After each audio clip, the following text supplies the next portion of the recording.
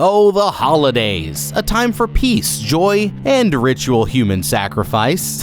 It's Christmas break at Black Veil School for Girls, and 2 unlucky students just got stuck with the worst sleepover guests imaginable, them being a pack of homicidal cultists on a bloody Yuletide rampage. But things aren't as simple as naughty versus nice. It turns out one of these girls might be more dangerous than the killers themselves, between the satanic symbols, botched sacrifices, and a body count higher than Santa's naughty list. Survival is going to take a little more than a good cheer. So grab your eggnog, throw a log on the fire, and join us as we break down the mistakes made, what you should do, and how to beat the Christmas killers in the sacrifice game.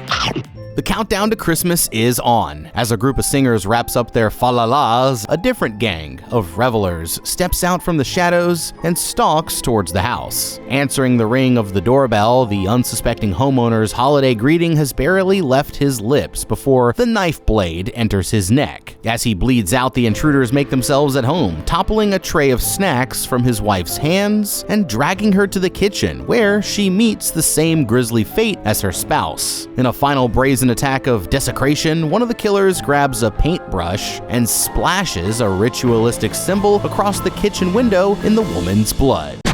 All right, it's the 1970s, right? It's a simpler time when carolers went from door to door spreading Christmas cheer, and the last thing on anyone's mind was the threat of a murderous, knife-wielding cultist. Unfortunately for our ill-fated couple, their naive holiday optimism has landed them in a real predicament. So where did it all go wrong? Well, first off, let's just not fling the door open for anyone who rings the bell. A little skepticism goes a long way. Maybe take a peek through the window or install a peephole before opening your door to any stranger off the street.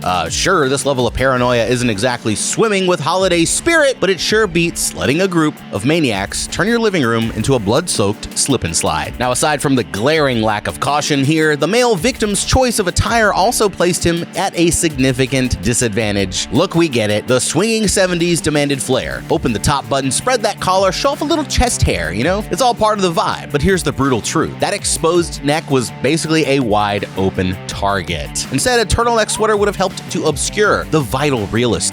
Now, am I saying an ugly Christmas sweater would have been enough to stop a razor-sharp blade? Not unless it was made of Kevlar. Still, covering up his throat might have bought a split second of hesitation from the knife-wielding intruder. In life or death situations, every second counts. So as a wise man once said, you best protect your neck. Wu-Tang. A young girl jolts awake in her bed at Black Veil Academy, an all-girls boarding school. The girl, Clara, walks over to the window and spots one of her classmates getting ready for a jog on the pathway below. The other girl, Samantha, is a little creeped out when she notices Clara staring at her, but brushes off her unease and continues with her workout. While jogging around the grounds, Samantha happens upon her teacher, Rose, smooching with Jimmy, the school groundskeeper. She continues on her way without catching the adults' attention and finishes her run before heading back to the dorm to wash up. Later in class, Rose delivers a lesson on local history. Legend has it that a coven of devil-worshipping witches were responsible for a horrible fire that ravaged the area many years ago. But Samantha loses focus on the lecture when she notices Clara doodling in her notebook. She can't quite see what she's drawing, but whatever it is, the girl seems extremely focused. Rose notices that Samantha has zoned out and calls on her, but luckily she's saved by the bell. In the lunchroom, Samantha searches for a place to sit when she sees Clara all alone at a table in the corner, and just as she's about to join her, another group of girls arrive and crowd her out. One of them smacks a newspaper clipping onto the table with a headline that reads, "Christmas Killers Strike Again." The girls discuss the recent string of murders that have gripped the area, this one being the third in just a week. Each incident has followed the same MO. An unsuspecting couple is slashed to ribbons, and an eerie symbol is left at the scene. Lucky for them, the girls will soon be far away on Christmas break. All of them except Clara, that is. The other girls begin teasing their weird classmate, who apparently never leaves the school. As one of them tries to get a look at what she's drawing, Clara slams her notebook closed and storms off. Suddenly, the headmistress of the school arrives and starts scolding the boys about the newspaper clipping, asking them where the hell it came from. They say Rose's boyfriend gave it to them, and the headmistress warns them not to fill their heads with tabloid trash. As the bell rings again, Rose promises to have a word with Jimmy about the reading material he shares with the students.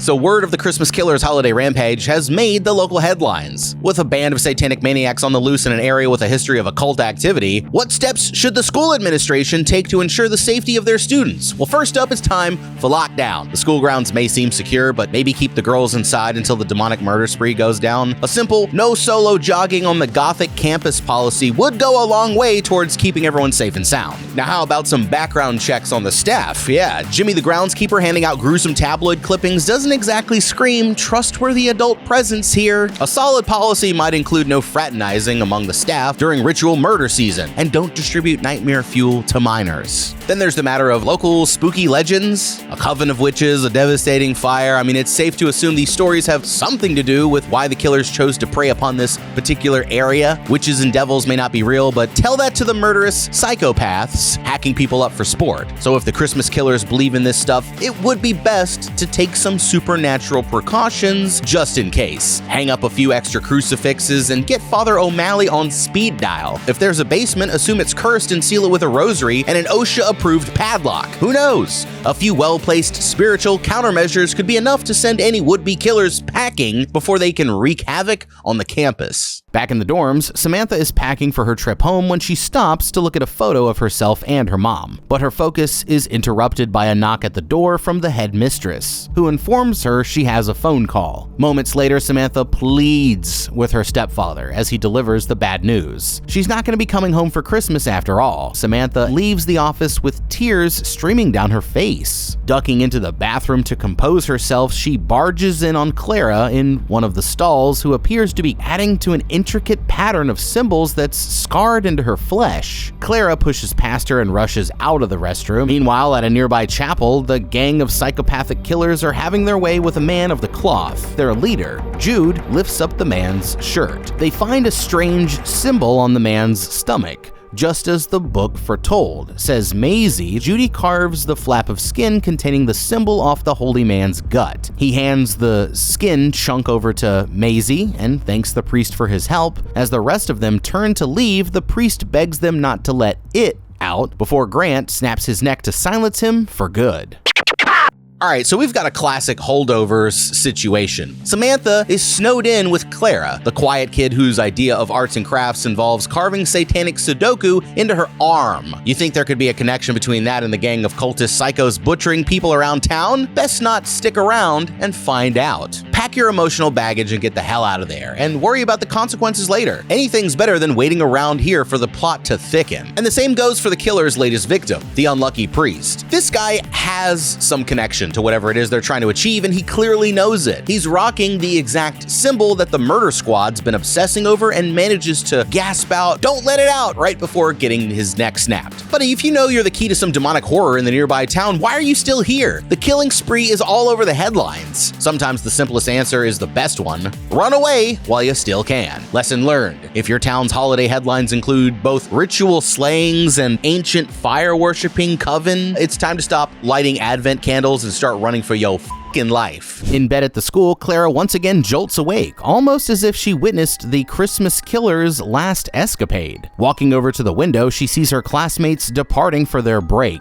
In his own room, Jimmy prepares for a day of chauffeuring the girls to their destinations. As he dresses, he stops to admire a diamond engagement ring, which he plans to use to pop the question to Rose at some point during the break, and heads out to load the girls' luggage into the car. With Jimmy gone, Rose is left to look after Clara and Samantha on her own. In fact, she promises the girls that they'll have fun while the others are away, but they're clearly not excited to be stuck at school for the holiday break. As Samantha zones out to a news report on the Christmas Killer's reign of terror, Rose asks her to lend a hand in the kitchen. She's baking a pie from scratch, but she needs someone to fetch the secret ingredient, a bottle of vodka from the cellar. Samantha is unimpressed and declines to help.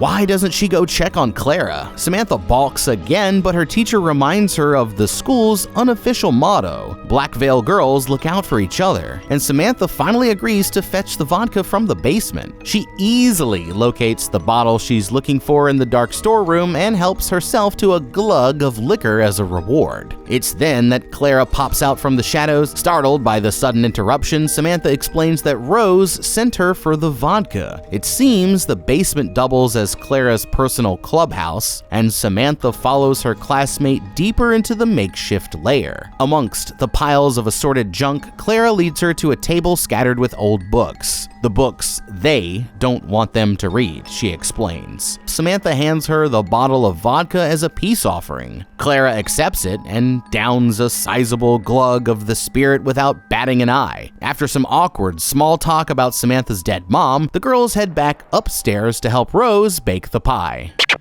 All right, Samantha, what are we doing here? When someone who's been etching cursed runes into their skin invites you to explore a dark basement full of forbidden books, that's your cue to not do that. Don't make friends over a bottle of vodka here. This isn't a bonding moment. It's the first 10 minutes of a true crime podcast. Let's take stock. Clara's got a private clubhouse in the school basement filled with dusty tomes of arcane knowledge that they don't want you to read, and a casual drinking habit that would put your average college freshman to shame. Add in the sleeve of homemade tribal tattoos and congratulations, you've officially stumbled onto the set of Evil Dead Prep School. On the other hand, this might actually be one of those lean-in situations, right? Samantha's stuck at Black Veil for Christmas with nothing but her grief and a classmate who's clearly moonlighting as an amateur demonologist. At this point, what's she got to lose? She might as well see what the hell is going on here. Samantha should start by asking some pretty tough questions, though, like what's the deal with the book? And why do they hold the answers to why people are being sliced up like fruitcakes across town? What's with the symbols Clara's been carving into her arm? Because if there's any chance this is all connected to the killings, it's better to figure that shit out before the pie finishes baking.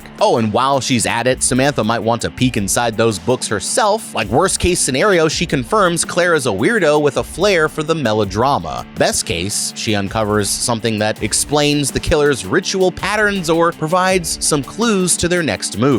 Go full Nancy Drew Satanic Panic Edition for the Game Boy Advance. Because the more Samantha understands what's going on in that basement, the better her odds of surviving whatever dark holiday surprise is about to crawl out of it. As the girls at Black Veil prepare for their holiday feast, the Christmas killers are cruising the open road. Doug takes his eyes off the road and knocks back a few swigs from a flask. He regains his focus just a moment too late to avoid a head-on collision with a deer, and the gang exit the vehicle to inspect their latest kill. Jude asks Grant to help him drag the carcass off the road as Doug rambles on about bad omens. And he may just be onto something because just then a state trooper arrives on the scene to see what is going on, barely hiding his flask as the officer steps out of the car, leaving Jude and Maisie to do the talking. They seem to have all the right answers, but their nervous, shaggy-looking companion is not doing them any favors. It's then that the officer spots something on the road, the swatch of the priest's skin that Grant was holding before. As the officer tries to make sense of the bizarre evidence, Grant pops out of the bushes and clobbers him over the head with a tire iron. The stunned officer fires a single shot from his revolver, and the round catches Doug in the arm. With a grim holiday greeting, Jude finishes the officer off with his own firearm. Holy Officer Friendly, let's talk about what not to do when patrolling a countryside crawling with ritual murderers. You've got reports of a gang of killers carving people up like Christmas turkeys. What do you do when you roll up on a group of jittery, sketchy 20-somethings smelling like weed and sin? You stroll right up to them solo. Bold move, okay, but maybe not your smartest. You back away and slowly call for backup. And when you spot a suspicious hunk of human parchment lying in the road, yeah, don't pick that shit up. Let the forensics team handle the X-Files stuff. It's like way above your pay grade. Doug's already bleeding, Maisie's eyes are bloodshot from the joint, and Grant looks like he could bench press a Buick. This is not the crew you want to test your luck against. Get back in your cruiser, lock the doors, and radio it in with something like, dispatch, I've got 4 Christmas-themed murder goblins on route whatever, requesting SWAT teams for an immediate exorcism. Now, had our man followed that plan, he'd be sipping cocoa at the precinct instead of serving as yet another unfortunate holiday casualty in the Christmas Killer's growing hit list. Clara once again pops into consciousness as Samantha arrives to ask for help setting the table. It seems that she's dozed off in the school kitchen at some point, and Samantha seems baffled by her companion's odd choice of a resting place. But they gather the dishes and head into the dining room regardless. As they work, Clara finally begins to let down her guard. She explains that she has trouble letting people in, and she doesn't mean to come off as cold. Samantha says she can relate and it seems like she's finally warming up to her strange classmate. Little does she know, things are about to take a serious turn for the worse. As Rose brings the last of the food to the table, Samantha teases her teacher about her relationship with Jimmy. Suddenly, there's a loud knock at the door. Assuming it's Jimmy back from his errand, Rose answers the door to find two dodgy-looking characters standing on the other side. She immediately realizes her mistake, but it's a little too late. The slick-looking one explains that his friend is hurt and asks if they can come inside. Rose politely declines, but the interloper gets a hand on the door before she can close it. A young woman appears next to the others on the porch. She says she used to be a student at the school and she remembers there was a first aid kit in the kitchen. Surely Rose could spare a bandage and some alcohol for her friend, right? Black Veil girls are supposed to look out for each other, you know? Rose reluctantly agrees and lets them inside, unaware that she's now hosting the notorious Christmas killers. In the kitchen, she attends to the stranger's wound as his friends watch on. Jude asks the girls their names, and Maisie says Clara looks familiar, but with Doug all patched up, the pleasantries come to an end. Jude catches the aroma of the delicious Christmas dinner Rose prepared for the girls and decides to help himself. Fed up with her uninvited guests, Rose asks the killers to leave. When they refuse, she pulls out the scissors from the first aid kit and tells the girls to run. Samantha and Clara make a break for it as their terrified teacher slips out through another door. All right, Rose is putting on a master class in how not to handle an unexpected knock at the door during a highly publicized murder spree. She's got 3 people standing on the porch looking like they just wandered out of an episode of Dateline, and her first instinct is to open the door. Even after realizing something is off, she still lets them inside because they spin a sob story about a cut and a first aid kit. Absolutely not. The news is full of warnings about a gang of killers in the area. This is when you channel your innermost hall monitor and enforce boundaries. Like, the correct move would be to check who's outside before you open the door, keep them outside, and call the police. And if they really need medical help, emergency services could handle it. Like, never let somebody who used to go here be your security clearance. Once they're inside, Rose still could have played it smarter. Like, pulling scissors on the intruders is kind of brave, but such a flimsy weapon won't hold them off for very long. It's time to go big or go home. As luck would have it, she already has everything she needs to get the party going thanks to her secret pie ingredient, the vodka. When the intruders ask to stay for dinner, she should play it cool and pretend like she's putting the finishing touches on the meal, and then discreetly wrap a kitchen towel around the neck of a bottle, light a burner on the stove, and send those creeps to meet their maker into hell. But instead of finishing things off with a bang, Samantha, Clara, and Rose will have to make do with a quick escape and hope the killers aren't too close behind. Jude checks the turkey for doneness and sends Doug to take care of the girls. The 2 students have already made it to the front entrance, but Clara hesitates at the door, suggesting they hide somewhere inside the school instead. With Doug hot on their trail, Samantha runs after her skittish classmate, and they end up in a classroom taking cover under one of the long tables. Doug catches up to them and stalks around the room with a knife drawn. He tells the girls to come out and face the music, but Samantha manages to get the drop on him and bashes him across the face with a wooden folding chair. Unfortunately, the attack does little more than piss him off, and Doug begins throttling her. During the struggle, Clara gets a hold of the knife and walks slowly towards Doug with the weapon in front of her. Their attacker immediately clocks her motion and threatens to snap Samantha's neck unless she hands over the knife. Despite her friend's protest, Clara calmly hands the weapon to him and Doug leads them back to rejoin the others. Meanwhile, Rose barricades herself in one of the administrative offices just as Jimmy returns from his errand and notices a strange car parked outside the school. Rose tries the phone, but it seems like the line has been cut. Moving over to the window, she spots Jimmy outside and calls out to him just as the hulking giant clobbers him over the head, knocking him out cold. But she's suddenly got bigger problems because somebody is trying to force their way through the office door. The chair that she'd jammed under the doorknob soon gives way and Jude enters to lead her off to a Christmas dinner from hell. Rose arrives at the dinner table to find Jimmy and the girls bound with duct tape. The teacher is given the same treatment and finally the meal can begin. First, Grant hands Jude the diamond engagement ring that Jimmy planned to surprise Rose with. Then Jude leads his homicidal friend in a quick prayer before they dig in. After some run-of-the-mill mockery and abuse, Jude cuts Jimmy loose from his bonds to torment Rose further, taking him through a mock proposal with the ring as a prop. When Jimmy seizes the opportunity to fight back, Jude wastes no time slashing his throat. And with that, the meal is over. but Jude promises that he has a whole evening of festivities in store for everybody. As a final sick joke, he slides the engagement ring onto Rose's finger.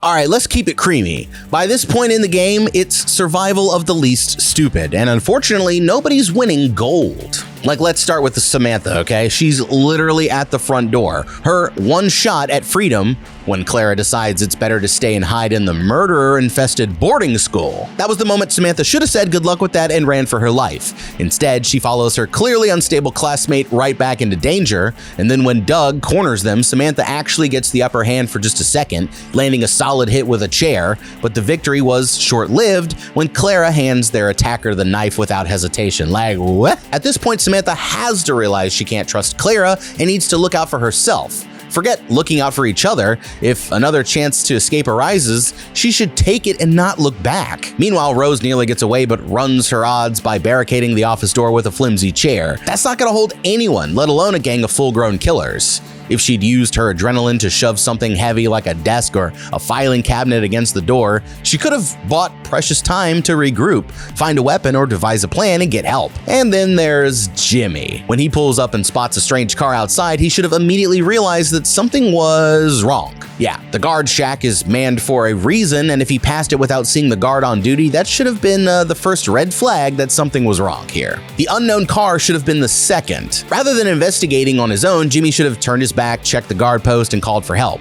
Like in a situation like this, choosing caution over curiosity might have saved his life. Jude and the others lead their captives into the school's common area for more Yuletide torment by the fireplace. Grant notes that Clara has been very cooperative. In fact, the strange girl seems completely unfazed by the horrors unfolding around her. Jude declares that it's time for presents, and Maisie distributes the packages from beneath the tree. First up is Samantha, who receives a blue dress from Rose. Maisie unties her, and Jude makes the terrified girl undress and try her new outfit on in front of everybody. Clara stands to offer her some cover, but her classmate's creepy smile is perhaps more unsettling than the humiliation Samantha was already facing. Gift giving wraps up as midnight approaches, and Jude tells the girls to sit back and enjoy what's likely to be their last Christmas ever. But first, they'll need to set the mood. Jude throws on a record and Doug lights the fireplace as Maisie and Grant prepare some kind of ritual on the floor with the various chunks of human skin that they've collected. While the killers are distracted, Rose whispers to the girls to head for the guard shack near the school entrance if they get a chance. There's a separate phone line there, and maybe they can use it to call for help. With their preparations complete, Jude decides to fill the girls in on his backstory. He says his father was a small-town preacher. Each week, young Jude would watch as the townfolk came to church with prayers for a better life. More often than not, these prayers went unanswered, but rather than losing faith, these incidents only made Jude's belief grow stronger. God is real, he explains, he simply doesn't give a damn. It's not the prayers that get God's attention, but sacrifice. Each day, the powerful sacrifice the weak to gods and devils and get rewarded for it. And here's where Maisie comes in. As a student at Black Veil, she stumbled upon an ancient book full of magic rituals in the school basement. When the administration found out, she was expelled, but not before she tore a page from the book with instructions on how to summon a demon. Years later, she met up with Jude and the others and set their gruesome plan into motion. Now back where it all began, they'll complete the ritual and gain unimaginable power by sacrificing one of them to bring forth the demonic host. While their captors are blathering on, Rose uses the ring Jude placed on her finger to cut through the tape binding their hands. She notices that one of the killers has carelessly tossed a knife on a nearby table. As he comes in close to tease her, Rose breaks free from the tape and socks him in the face. She dives for the knife, but falls just short. Jude takes the opportunity to seize her, and Rose is knocked unconscious in the struggle. Jude drags her over to the summoning circle and completes the final sacrifice by thrusting his blade into her heart. Okay, Rose almost had a shot here. She managed to break free, but landed just short of grabbing the knife. Although it could be argued that there was a much better weapon staring her in the face like all along, I'm talking about the Christmas tree, of course. Look, given a day or two without water, these things dry out pretty fast. And with groundskeeper Jimmy busy baking cookies and chauffeuring students around, this tree has got to be parched, like thirsty type. Instead of lunging for the knife, Rose should have made a beeline for this massive tower of Yuletide kindling and pushed it into an open fireplace. The ensuing inferno would create a wall of smoke should be more than enough to send the killers into a panic and allow Rose and the girls to make their escape. From there, she has two solid options. First, she could make a break for the guard shack to call for help, and while there, she could look around for any weapons that may have been stashed by security to help ward off the killers until help arrives. Then there's the basement, which presents a more daring choice. If she can navigate the corridors quickly, she might recover the same book of spells that Maisie discovered years ago. Even a rudimentary understanding of what's inside could give her leverage, like a way to counteract the rituals the killers are trying to complete,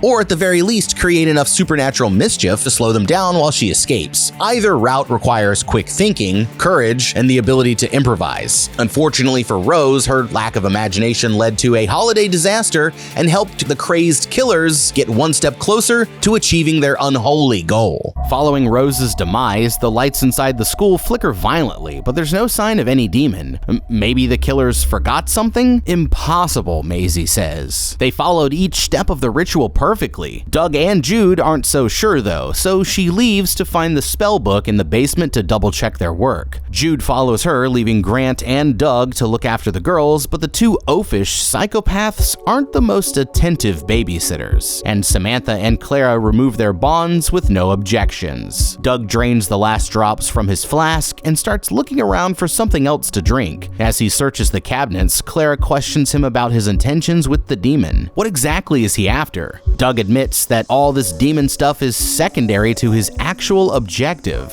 He really just wants to get closer to Maisie. She's the one who brought them all together, and deep down, they all want to get with her. When Clara implies that Maisie is more into Jude than him, Doug starts getting agitated. Samantha tells him about the vodka in the basement, and he heads off in search of something to calm his nerves. With his companions out of the picture, Clara starts working on Grant. She tells him he's different from the others. He's a soldier, and he's just looking for orders to follow. He needs a mission. Against his protests, Clara walks towards him and whispers something into his ear. Hell is waiting for you. Grant sits stunned as Clara begins to rip off her dress. She turns to face him with black eyes, lifting her undershirt to reveal the intricate pattern of scars that cover her body. The girl grabs his hand, placing it on her stomach, as a wicked smile spreads across her face. With Grant seemingly mesmerized, she tells him to let Samantha go. Down in the storeroom, Maisie finds the book of spells open on the table, but Jude interrupts, putting the moves on her while sharing a new theory. Instead of bringing forth the devil incarnate, perhaps they've summoned a demon spirit to do their bidding. Growing manic, he gets a little too rough, and Maisie bashes him over the head with a candlestick, drawing her knife to keep him at bay as he rants and slinks off. Left alone, she studies the book of spells. Doug arrives with vodka just as Maisie uncovers a crucial detail. The ritual requires the blood of the innocent and the guilty. Worse, it wasn't a summoning spell after all. It's an unbinding spell meant to free the demon hiding somewhere in the school. Upstairs, Clara has Doug fully hypnotized and convinces him to let Samantha go. Samantha pleads with her to come as well, but Clara re-enters the ritual room as Grant closes the door behind them. Samantha quietly slips out through a side door, running across the snowy schoolyard toward the guard shack while Jude searches the halls, wondering why the demon still hasn't appeared unless he himself is the vessel. Doug and Maisie puzzle over this ritual, realizing a demon would need a body. Maisie pieces it together by flipping through old yearbooks. Clara has been at the school for decades, never aging. The demon has been here all along, disguised as the unassuming schoolgirl. Unmoved by their detective work, Jude arrives and clashes with Doug, only for Grant to intervene, showing off some sick new body art. Troubled by this turn of events, Maisie retreats to the Great Hall, where the demon child Clara awaits. She congratulates Maisie on uncovering the truth as Grant wraps his arms around her neck and she begins to lose consciousness.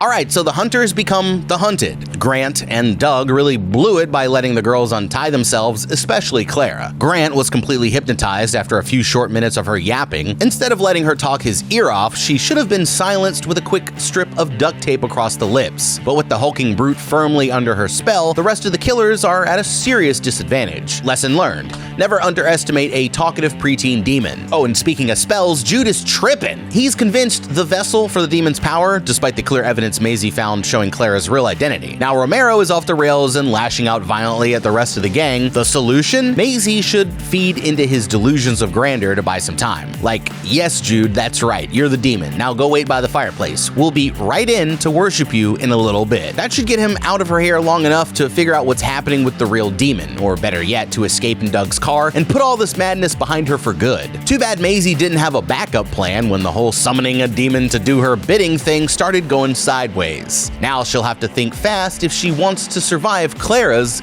grand finale. Outside, Samantha reaches the guard shack to discover the watchman dead at his post. Luckily, the phone line is still intact, and she makes a call to the police informing them that the Christmas killers are running amok at the school. Now there's nothing left to do but kick back and wait for the authorities to come to the rescue. Or is there? Still unaware of her classmates' true nature, Samantha decides that she can't sit idly by while Clara is trapped inside with the killers. Black Veil girls look after each other, right? So instead of waiting for the cops to arrive, she grabs an axe from the nearby woodpile and heads back down inside for a showdown. Maisie awakens to find the tables have turned, literally. Now she and her friends are tied up and seated for a smorgasbord celebrating Clara's impending freedom. She thanks them for the sacrifices they made in her name up to this point, explaining that she's been trapped in the school thanks to a curse placed on her by the townsfolk generations ago. With her power restored by the murders they committed, she's now closer than ever to making her escape. All that's left is one final sacrifice: the blood of the guilty.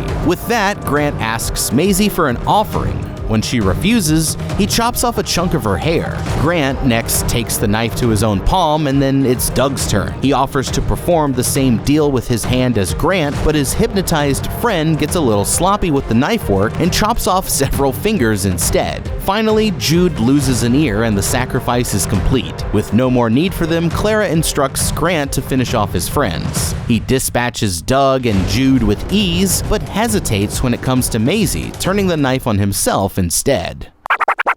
Maisie. Let's take a moment to appreciate the choices that got you here. There's really no other way to say it. You f***ed up. So let's start with your obsession summoning a demon that you thought would be your ticket to power and prestige. Step 1. Pick a page at random in a dusty old spell book and convince yourself you understand it. Step 2. Gather a lovesick crew of psychopaths who, surprise, surprise, are completely moronic. Step 3. Embark on a Christmas massacre that would put the Manson family to shame.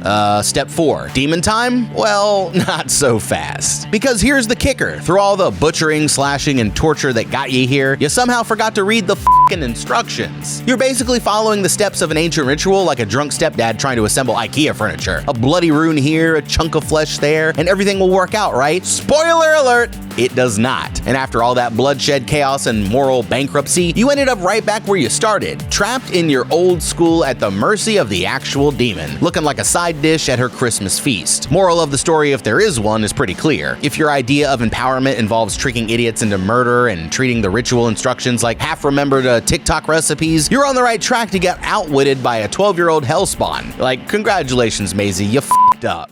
Samantha bursts into the room expecting a fight, only to find the remnants of the recent bloodbath. Maisie uses the momentary distraction to make a break for it, as Samantha is left to face the truth. Clara was the demon all along. As Clara enters a trance-like state to hunt Maisie through the school hallways, Samantha begs her former classmate to stop. Annoyed by the interruption, Clara asks why she came back. Samantha says that in spite of everything, they're friends. Clara tells Samantha that if she truly cares for her, then she'll let her out. As Maisie finally gets the door open to make her escape, Samantha finishes her off from behind with the axe. And with that, the curse is broken, and Clara is free to take her first step outside the school in centuries. As the sound of police sirens grow nearer, Samantha asks Clara what she plans to do now. Touched by her friend's selfless act, the demon asks her to come with her. It's unclear where they're gonna go, but at least they'll be together. After all, Black Veil girls look out for each other. Okay, yeah, I like some preteen, some teenage demon movies. You know what I mean? I mean, and the snowy Christmas setting, it was almost Silent Hill-ish, you know. So I kind of f***ed with it. I f***ed with the movie for real. But you guys have to let me know down in the comments if you would have done anything differently. Thank you so much for watching. Leave a like and subscribe. Check out that How to Beat playlist for more movies just like this one. I'm the guy. We'll see you in the next video and have a damn good day.